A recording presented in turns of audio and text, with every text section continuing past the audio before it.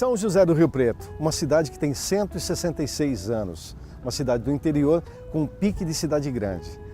E eu costumo dizer que em todas as cidades existe um Glauber Rocha.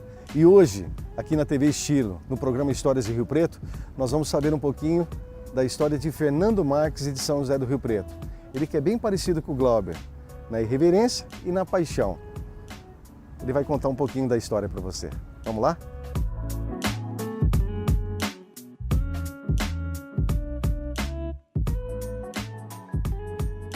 Fernando Marques.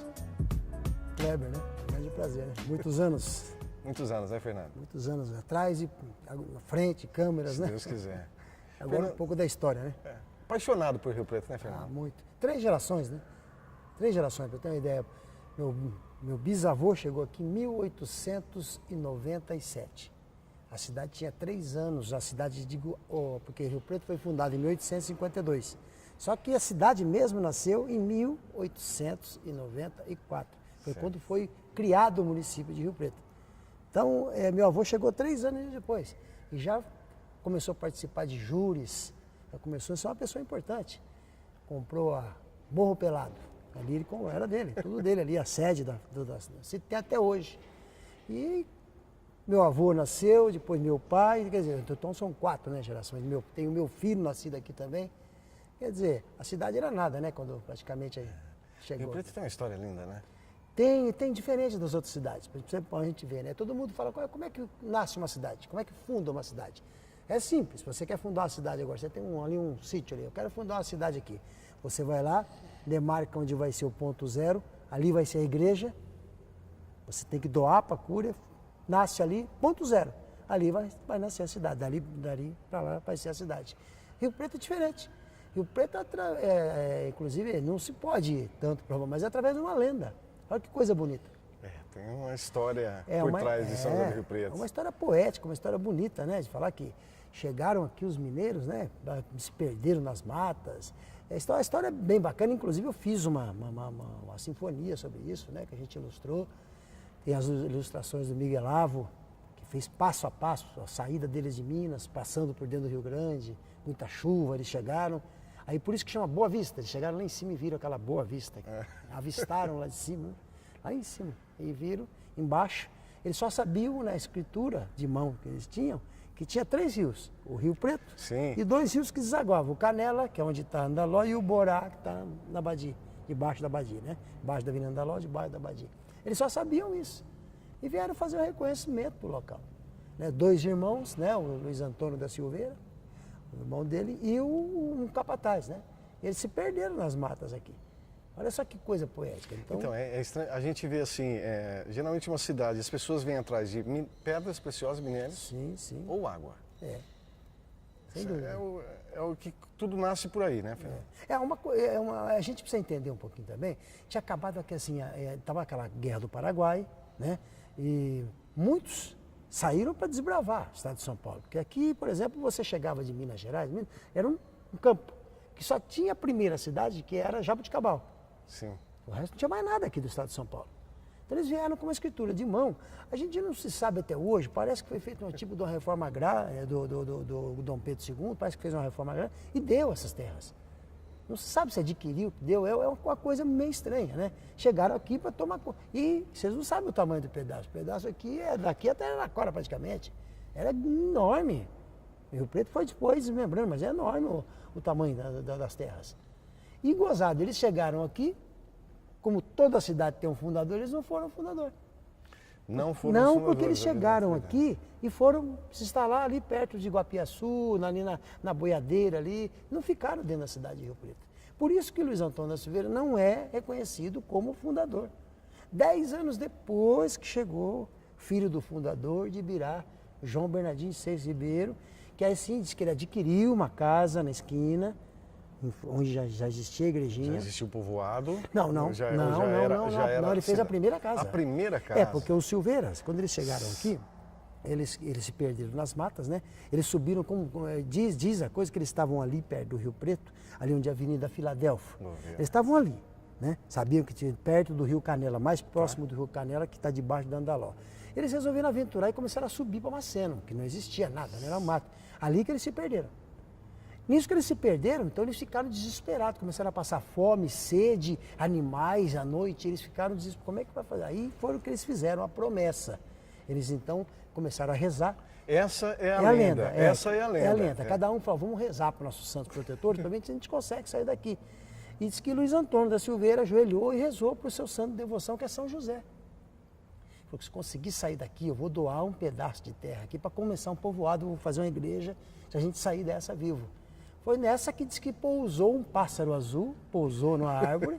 Olha só. Essa história. E eles começaram a seguir o pássaro começou e eles começaram a seguir o pássaro e conseguiram achar o caminho. E ele trouxe até o caminho trouxe o caminho de volta. E aí eles cumpriram. Depois eles foram até São Bento de Araraquara, que chamava, não era Araraquara ainda, era São Bento de Araraquara, foram lá e fizeram a escritura de doação. Nisso eles já construíram uma capelinha pequenininha, fizeram um cruzeiro. E daí nasceu. São José. Aí fizeram São José do Rio Preto, por causa do santo devoção de Luiz Antônio, e o Rio Preto, por causa do Rio Preto, que cortava aqui, que vinha desde a nascente de Cedral. E depois o João Bernardino veio e foi que fez a primeira casa quase 10 anos depois. Olha só que coisa. Veio e fez a primeira casa, e tem uma historinha também bacana, que acabou a Guerra do Paraguai, em 1867, por aí tudo. O Visconde de Taunay, que fala, ele vindo da Guerra do Paraguai, junto com a comitiva, passou por aqui. Aí ele passou e já tinha, em 1867, quer dizer, 1852, quando o João Bernardino fez a primeira casa, para 1867, pouco mais de quase 15 anos, né, 10 anos, tinha poucas casas, meia dúzia de casas. E a única casa coberta era de João Bernardino. Então ele relatou, porque o Taunay, ele era um desbravador, ele ia escrevendo as memórias. Ele deixou vários livros escritos sobre isso. E ele escreveu que a cidade, eu parei na Chopin, onde João Bernardino se exibiu, e que viu a igrejinha em construção, e que parece que isso não vai progredir, é capaz de acabar. Ele fez uma profecia que não se cumpriu. Ele falou que a cidade acho que não ia progredir e ia acabar. Olha só que coisa. E a cidade deu um boom, né? E Fernando, a gente até está comentando, né? 165 anos, prestes... 166, né? A 166. A rapidez com que o progresso chega, cada dia, a gente comentou até do centro de São José do Rio Preto, o que foi preservado, o patrimônio que nós temos em Rio Preto. Esse é um patrimônio. Isso aqui é uma maravilha. Né? Isso aqui ainda bem que foi abraçada essa ideia, eu estive presente na época, isso que foi tombado pelo Estado, porque isso aqui ia para o chão. Ia para o chão mesmo. Isso aqui é uma maravilha, sabe? Foi feito um teatro, um grande teatro. Uma parte revitalizada. Uma parte já está. Mas mantendo a estrutura, né? E no coração da cidade, né? Que é no pulmão da cidade, que é a represa.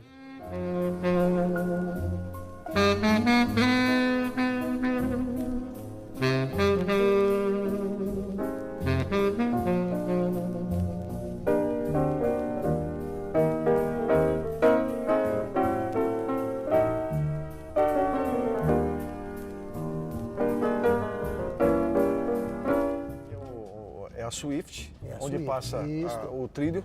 Passa o trilho atrás do trem, ali passa aqui atrás. Que né? tem tudo a ver com o progresso, né? De uma cidade. Era a via de progresso. Era o cavalo, era o trem, quando se tem muitas águas a embarcação, mas aqui no caso, São José do Rio Preto, isso aqui foi um marco, né? Foi um marco mesmo, um marco de divisas, né? Porque aqui a transformação da cidade através da Swift foi demais. O progresso, né? O progresso. Foi a maior indústria na época, né? De toda a região. Então a gente tem que falar, e preservar esse prédio é uma maravilha, né? Aqui, para você ter uma ideia, toda a produção era escoada, e além dos materiais que chegavam para São José do Rio Preto. Por isso o trem, porque ia para o trem fazia uma parada aqui. Gozado, né? A cidade teve duas coisas importantes, né? Essa parte aqui da Swift e um pecuarista, que foi considerado o rei do gado no Brasil, que é o seu Nato Vettorazzo. Família Vettorazzo até hoje presente. O seu Fortunato, Ernesto Vettorazzo, olha só a importância, ele tinha tanto gado, ele vendia tanto gado, era o maior do Brasil, ele vendia para o exército brasileiro. E o trem fazia uma parada na terra dele ali, em Gonzaga de Campos, para embarcar bois. Olha só a importância da coisa. Em Gonzaga, parava lá. Distrito Industrial. Isso, o trem tinha que parar lá. Então o trem chegava na cidade, parava primeiramente na Swift e lá na Gonzaga de Campos. Quer dizer, uma coisa que dois fatos que a gente não pode deixar de dizer, né? Nós tivemos também, na época, olha só, um grande empreendimento em Rio Preto, tem que falar um dos maiores, que foi o Praça Shopping. Foi um grande empreendimento. Mas Família quando curte. foram fazer, já chegaram os tratores para derrubar, nós fomos lá em historiadores, liderados pelo professor, o grande mecenas Agostinho Brandi, e fomos lá na família Curte e falamos, gente, Sim. como acontece? Eu levei filmes, tudo. Vamos manter a fachada. Vamos deixar o Cine Rio Preto como Essa era. história é bacana. E até ficou durante muito tempo, ficou uma máquina do Cine Rio Preto ali em exposição. Tá lá. Não, até hoje, né? Tá lá, Ela tá continua lá. em exposição logo na entrada Isso, do tá lá. do Agora, Praça. o gozado, né? Eles gostaram tanto da ideia que copiaram à frente, lá atrás, na rua General Lucério. Então, quer dizer, ficou uma coisa tão bacana que a gente ficou emocionado na época de falar, pô, podia ter deixado muitos outros prédios na cidade, né? Rio Preto tem uma história linda, né? Acho que muitas cidades têm histórias bonitas, mas São José do Rio Preto a história é maravilhosa, né, Fernando? Através das lentes do cinema. Do cinema. Isso que é o mais importante. Também para você ver, essa riqueza da Cometa Filmes, as pessoas não sabem. Mas você vai em Sorocaba, Campinas, Ribeirão, não tem filmes. Tem alguns filmes em Super 8, outro filme em 16 milímetros, muito pouco. Mas em 35 milímetros. Cinema mesmo. E as fitas estão na Cinemateca Brasileira. Eu fui na Cinemateca, tem a imagem para mostrar vocês, que é entrando, achamos as latas da Cometa Filmes, tudo lá. Então, maravilha. E hoje você está no arquivo. Eu fui alçado já na outra gestão, Sim. né, do Edinho Araújo, no final, para ser o diretor do Arquivo Público Municipal. Do Edinho, não, desculpa, na primeira gestão do Valdomiro Lopes, no primeiro ano de governo. Eu fiquei 1 ano e 6 meses e saí. Meu propósito era uma coisa assim, uma maravilha também, que Rio Preto vai ser a primeira cidade do interior do Brasil a ter, que é todos os jornais da cidade digitalizados. Você tem arquivos de... Não, nós temos desde os jornais do Império, Nossa. até o primeiro jornal da cidade, o Porvir, que é de 1904, até chegar nos dias de hoje. Nós já estamos na década de 80. Deu uma parada no final do governo Valdomiro. A digitalização, você diz? A digitalização. Já está na década de 80. De 80, mas nós já avançamos quase um século. Muito. E isso vai para o site da prefeitura. Você vai poder entrar lá e ver o jornal inteiro. Você abre em alta resolução. Quer dizer, isso aí no Rio Preto vai andar na frente também. Então, jornalisticamente falando, o Rio Preto está na frente de muitas cidades. O Fernando Rio Preto tem um grande arquivo de fotos, né? Grande arquivo. Grande arquivo graças a algumas pessoas que fizeram uma ação no começo da década de 70, que é o professor Agostinho Brandi, professor Nilce Lodi, professor Romildo Santana, o Daúde Jorge Simão, que dá o nome à biblioteca, e criaram o CODEFA, né? Criaram o CODEFA, que é o Conselho, né, Municipal de Desenvolvimento, Patrimônio Histórico, Artístico, Cultural, que existe em todas as cidades aí, mas eles absorveram esses arquivos. As famílias começaram então a doar fotos e coisas. Se não fosse isso, vasto, um arquivo maravilhoso de fotos. Você falou da Dinorá, né? Dinorá é uma importância... E a Dinorá teve a coisa de fazer a hemeroteca municipal, no governo do professor Manuel Antunes. E ela moveu o professor a dizer, olha, vamos fazer uma hemeroteca, vamos juntar os jornais da cidade antes que perca. Que tinha alguns que ficavam lá na Casa de Cultura, mas aí começaram a chegar, o professor chegou a comprar acervo de jornais, como o Correio da Araquarense, alguns outros doaram, né? E hoje tem todos os acervos de Você jornais. já imaginou que a gente tem de coisa perdida ainda, filho? Tem, mas com esse acervo, nós estamos aí na década de 80, na digitalização. A hora que acabar e se isso for para o site da prefeitura, nós vamos ser a cidade mais rica do Brasil em matéria de história. Nós vamos ter o acervo de filmes que está lá na Cinemateca, que nós temos uma remessa aqui, que eu sempre passo nos meus programas, que as pessoas conhecem muito, e os jornais digitalizados. Uma cidade rica. Cidade rica de história, em cultura. A Dinorá escrevia. Era um marco. Foi um marco por causa disso, ela desafiava. Até tem um filme lá contando, ela chega a engasgar, que chegaram numa noite e ligaram para ela e falaram, a senhora vai ser pega. Ela chamou um táxi às 3 horas da manhã, chamou às 3 horas da manhã, pegou uma caixa com quase 3 mil crônicas, desceu até na represa e foi jogando. Jogou todas as crônicas dela com medo. Depois aquela pessoa que falou assim, eles são tão babacas que eles não iam ler. Não iam ler aquilo. Sabe que tal? É pelo conjunto da obra, mas ela jogou fora. Então pra você ver como é que é a coisa. Olha o que foi dentro. Crônicas dela que ela não tinha publicado. E você já parou para pensar na importância que você tem para São José? Eu sou um veículo, né? Eu acho assim, sabe? Eu sou um veículo que tem que seguir. A minha mãe era uma pessoa intelectual, Eu tive esse privilégio de ter uma mãe intelectual. E a minha mãe me falou com 12, 13 anos. Eu perguntei, mãe, o que é a vida? Perguntei para ela um dia. Ela disse, meu filho, a vida é um eterno buscar. Buscar conhecimento, buscar paz, buscar alegria. Buscar, buscar, buscar. Então essa palavra buscar ficou comigo. Felicidade e buscar. Então, para você ter uma ideia, eu já 16, 17 anos, meus amigos de infância já ficaram para trás. Sim. Eu só andava com os mais velhos. Eu já andava com as pessoas, sempre os mais velhos, os boêmios. Aprendi com os boêmios, aprendi com os jornalistas, os anarquistas. Essas pessoas me fascinam até hoje, sabe? Então eu acho isso, esse buscar que foi o bacana da coisa, sabe? E você, quando começa a buscar, você começa a querer cada vez mais ver, querer saber a veracidade das coisas, que não é bem assim como se conta nos livros nem na televisão, né? A gente sabe disso, né?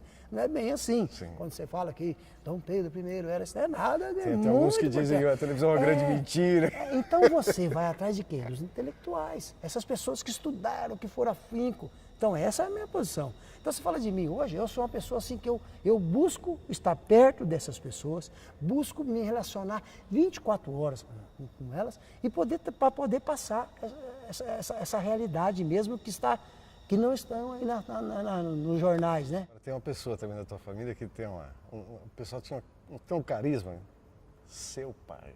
Meu pai, o Muca, né? Que figura o Muca, né? Foi uma figura pessoa muito querida, né? Muito querida, Fernando.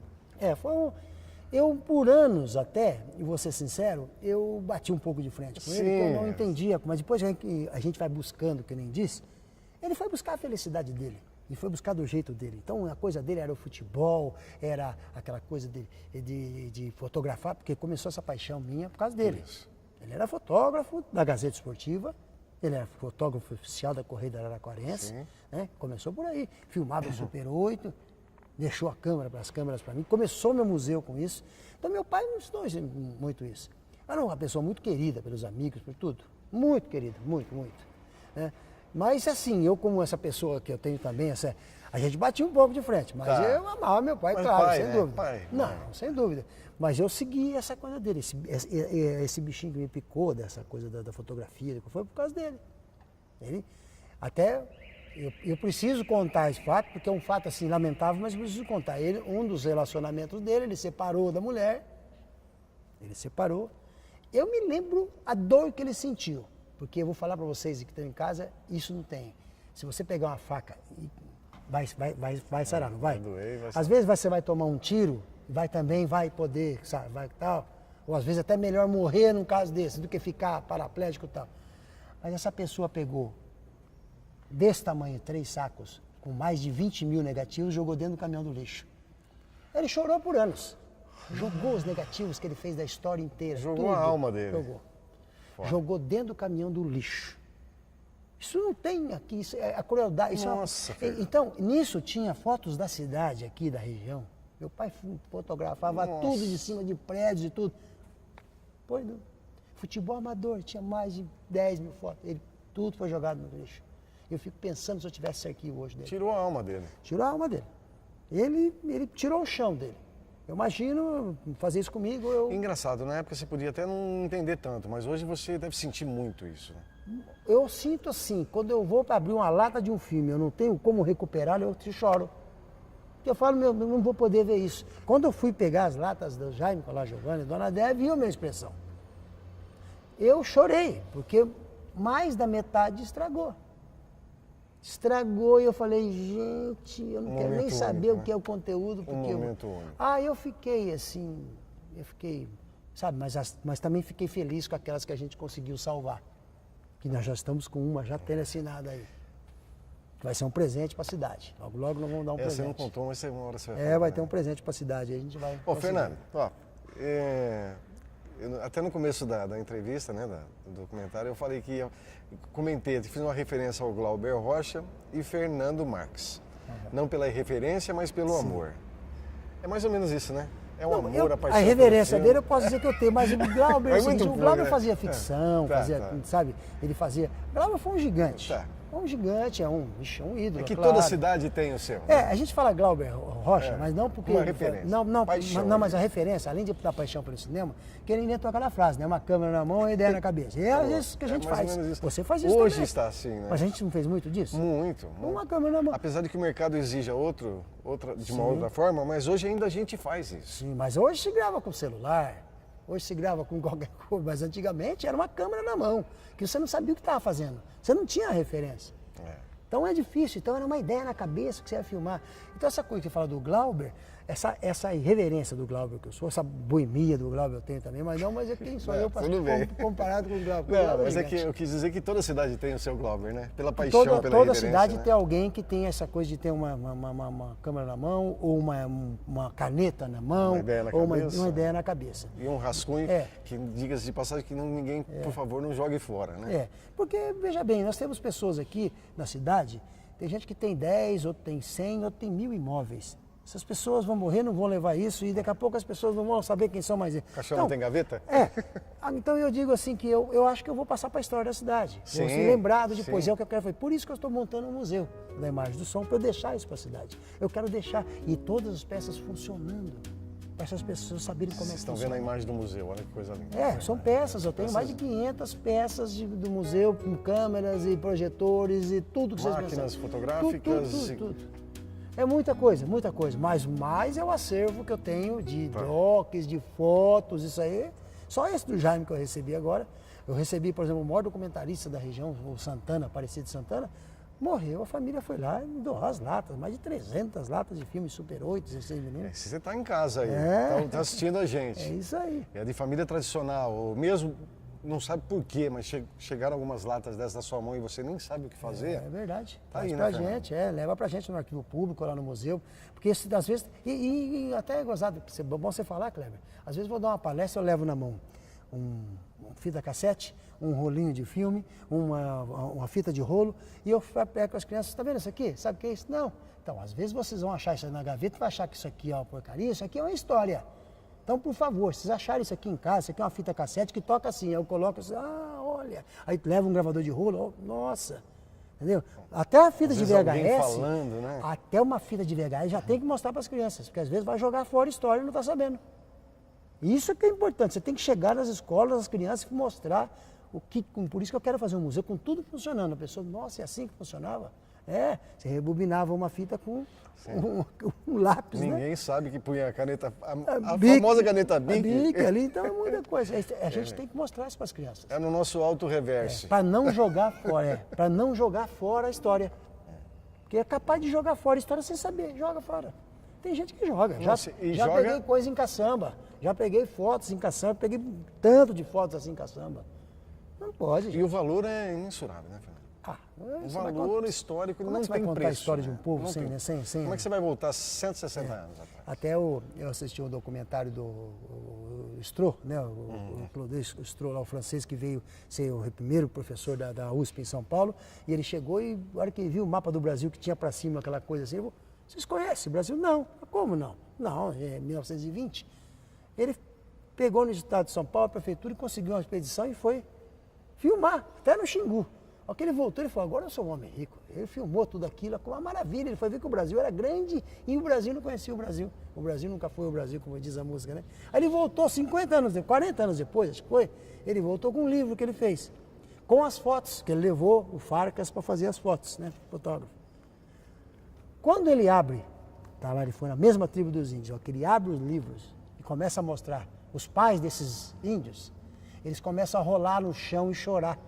Porque a imagem deles, dos antepassados, era só na cabeça. Sim. Pela primeira vez eles estavam vendo a imagem dos filhos. Olha a importância. Pessoas para quem eles dedicam o seu tempo. Eles choravam em frente à foto, que eles estavam vendo seus antepassados pela primeira vez. Porque a reverência é muito grande com os antepassados. Né? Eu só lembrava na cabeça como era. Ali tem a foto. Ele fez um livro, olha a importância. E aí, só para finalizar depois, ele foi ver a mãe lá, ele foi ver a mãe em Paris. Aí ele voltou para o Brasil e o Getúlio não deixou ele entrar, não deu visto para ele voltar. Um cara que fez uma importância dessa no Brasil e o Getúlio não deu visto para ele voltar. Quer dizer, coisas de política, né? É muito bom. Se a gente for ficar conversando, nós vamos ficar conversando o dia inteiro. Eu vou fazer o seguinte, eu vou deixar o Fernando Marques com vocês, para se despedir. Obrigado pela colaboração. Eu que agradeço. Obrigado à Prefeitura Municipal por ter cedido, Fernando, a Câmara, por ter dado essa liberdade da gente bater um pouquinho, contar um pouquinho da história de Rio Preto. Virão outras pessoas que sentarão no mesmo banquinho para bater um papo com a gente. Acho importante, viu, Cleber? Você vai fazendo. Você já se propôs a nos ajudar, com pessoas, com indicações, isso é muito importante.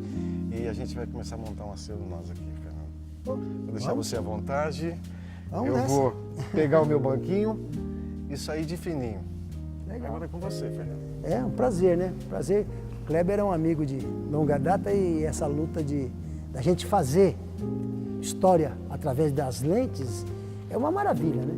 Uma maravilha porque você começa a conhecer as pessoas e começa a entrar neles, você começa a ver que cada um vive 24 horas isso. É uma loucura. Você dorme pensando em imagem, acorda pensando em corte.